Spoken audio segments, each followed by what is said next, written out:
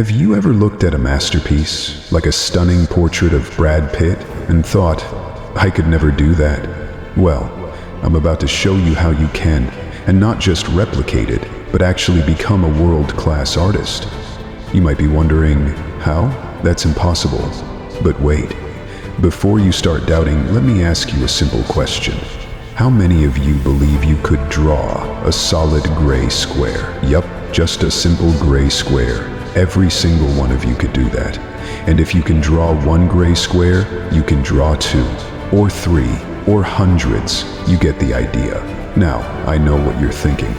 That's not real art. I get it. You're probably picturing something a lot more complex. But let me tell you about Chuck Close, one of the most famous, successful artists of our time. Do you know how he creates his art? With gray squares, that's right, he uses this very technique. And guess what? He's one of the highest earning artists in the world. You see, the secret to achieving our wildest, most ambitious dreams is not about having some magical secret talent. It's about how we approach challenges, the small choices we make every single day. It's not the big moments, but those tiny incremental decisions that, over time, have a massive impact on our results. Let me show you an example. Back in 2004, Novak Djokovic was ranked 680th in the world in tennis. Can you believe that? He was just starting out, not a champion by any means. But by the end of his third year, he had shot up to third in the world. He went from making $250,000 a year to $5 million just by winning matches. Then, in 2011, Novak became #1 in the world, earning $14 million a year in prize money alone, and dominating 90% of his matches. But here's the kicker. He doesn't control all those amazing stats. What he does control are the small, seemingly insignificant decisions he makes in each match. Decisions like which shot to play, when to serve, how to position himself. In tennis, each point is made up of 1 to 3 decisions. You can track Novak's progress by looking at his decision success rate. When he first started, he won about 49% of his points. To get to third in the world, he needed to improve that just slightly, to 52%. And then, to become the #1 player, he needed to boost that to 55%. Just 3%. That's it. But here's the thing. Those small, seemingly insignificant improvements make all the difference. It's not about perfection. It's about steady, consistent improvement. You know, I didn't always believe in the power of small changes either. In fact, when I was in school, I was the classic C- student. Straight through from kindergarten all the way to my second year of college. I was distracted, I was unfocused, always just barely scraping by. But something inside me told me that I had to make a change. I wanted to stop being a passive observer in my own life. So, in my junior year, I decided to make a marginal adjustment. Instead of trying to sit down for hours on end, focusing intensely for long periods of time, I started breaking things down into small chunks. Let's say I had an assignment, like reading 5 chapters. I didn't think about it as 5 chapters. I broke it down into just 3 paragraphs at a time. Just 5 or 10 minutes of focus. That was it. And after each mini session, I'd take a break. Go shoot some hoops, draw something, play a quick video game. Then I'd come back and do another 5 minutes. And guess what? It worked. By the end of that year, I went from C- to straight A's. Dean's List, President's Honor Roll, every semester. It wasn't magic, it was just that simple shift in how I approached tasks. And this same method helped me in my career too.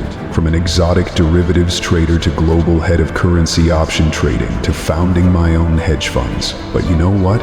As successful as I was professionally, I realized I wasn't applying this method to my personal life, to my big crazy goals. So I started thinking, what if I applied this same strategy to the things I've always put off? And that's when it hit me. I spent 7.5 hours every week commuting through Hyde Park. That's 30 hours a month, 360 hours a year. All of it wasted just listening to music on my iPod. But then, one day, I made a marginal adjustment. I stopped at a store, bought the entire German language program and put it on my iPod. But here's the catch. I knew myself. I knew that if I kept the music on there, I'd never stick to it. So I removed all the music, just German. And 10 months later, I had listened to all 99 CDs in the Pimsleur German program, 3 times each. And when I went to Berlin, I spoke fluent German. Oh, it sounds crazy. But here's the thing. I'm not special. I didn't have any magic power. I just made that small adjustment. That's it. And after that, I kept applying the same principle to my big, audacious goals. I earned my auto racing license. I learned how to fly a helicopter.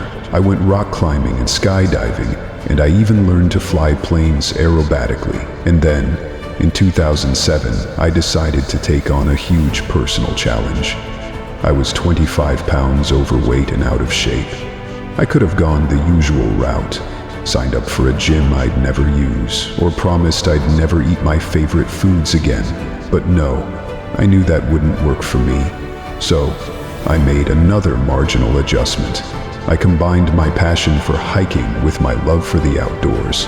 I set a simple goal to hike 33 trails in the Santa Barbara Mountains. And guess what? It wasn't just about hiking those 33 trails. It was about decisions every single step along the way. Each time I felt the urge to sit on the couch or scroll through social media, I made the decision to stand up, put on my hiking clothes, and walk out the door. By the end of the year, I had hiked all 33 trails, lost the 25 pounds, and even completed one of the hardest half marathons in the world. And let me tell you, it's not about one big dramatic decision. It's about those tiny little decisions that we make every single day. Like the decision to read just one page when you've set a goal to read 50 books. It's not about reading the whole book, it's about reading just one word. And when you read that one word, you'll read 2 words, then 3, a sentence, a chapter, a book, and before you know it, you've completed your goal. In 2012, I set 24 New Year's resolutions. 12 were giving resolutions, 12 charitable acts that didn't involve writing a check, and the other 12, they were learning resolutions.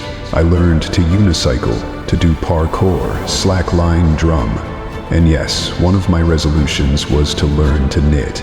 And you know what? I actually did it. But here's where it gets interesting. I had an idea. What if I took my knitting to a new level? What if I created something bigger, something world-changing? 2 years later, I became the Guinness World Record holder for the largest crocheted granny square. It all started with a tiny little decision to try something new, just one stitch at a time. And that's the power of making small, consistent changes. So I challenge you, look at your biggest dreams and ask yourself, what small, simple decision can I make today that will bring me closer to achieving them?